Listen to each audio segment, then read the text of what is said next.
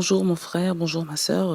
Je voudrais simplement te demander ce matin d'être ferme quand il s'agit d'éviter les occasions de chute, les occasions de péché.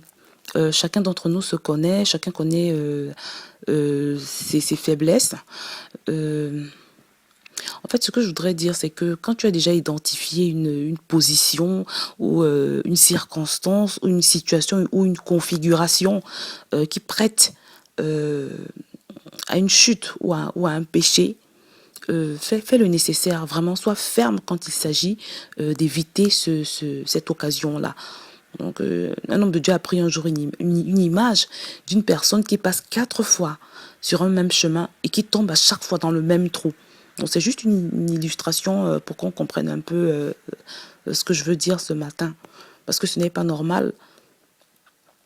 Tu sais très bien que le fait de te retrouver dans cette circonstance-là te fait tomber de manière automatique. Ou bien peut-être tu connais le risque, tu sais qu'il y a un risque, mais tu y vas quand même. C'est un peu comme si tu tentais Dieu, tu vois. Donc il faut éviter de prendre des risques, parce que des fois on se dit, oui, le Seigneur va me protéger dans cette situation-là. Non, ça c'est le genre, il faut faire très attention. Si tu as reçu une instruction particulière du Seigneur, si le Seigneur t'a dit de manière particulière et que tu sais, tu as la confirmation du Saint-Esprit que le Seigneur va être avec toi dans ce péril-là, vas-y, lance-toi. Mais évite de prendre des risques. Évite de t'engager dans des choses qui peuvent avoir des conséquences graves. Parce que tu sais, quand la conséquence elle sera là, tu vas passer tout ton temps à te dire, oh, si j'avais su, si j'avais su. Si j'avais su, mais là, malheureusement, la machine à remonter le temps n'existe pas. Donc, ce que je veux dire, c'est essaye de prévenir, sois prévenant. La prévention vaut mieux que la guérison. C'est plus facile de prévenir que de guérir. Parce que nous, les enfants de Dieu, on fait parfois preuve de naïveté. Vous savez, même quand Satan a demandé à Jésus de se jeter du haut de la tour, soit disant que les anges allaient soit disant que la parole de Dieu disait que les anges allaient le soutenir, mais Jésus lui a dit non, tu ne tenteras pas Dieu, dit la parole également. Donc ne tentons pas Dieu.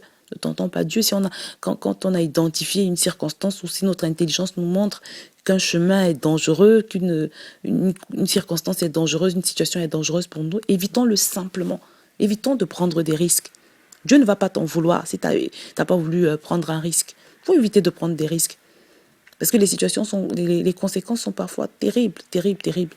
Et après, on se dit si j'avais su, si j'avais su, si j'avais su. Mais pendant qu'on se dit si j'avais su, le mal est déjà fait et on souffre. On souffre de la situation. Des fois, c'est des situations, comment je veux dire, c'est des situations irrémédiables. Voilà, c'est souvent des situations telles qu'on ne peut pas revenir en arrière, quoi. Il vaut mieux prévenir certaines catastrophes dans nos vies, certaines catastrophes qui laissent des marques indélébiles et on les porte. Des fois, on se retrouve en train de porter les conséquences toute une vie comme ça, juste parce on s'est mis dans une mauvaise position, on s'est mis dans une position qui a peut-être permis à l'adversaire de créer quelque chose, de détruire quelque chose à jamais dans notre vie. Évitons, soyons vigilants, faisons preuve d'attention, de vigilance. Ne soyons pas distraits.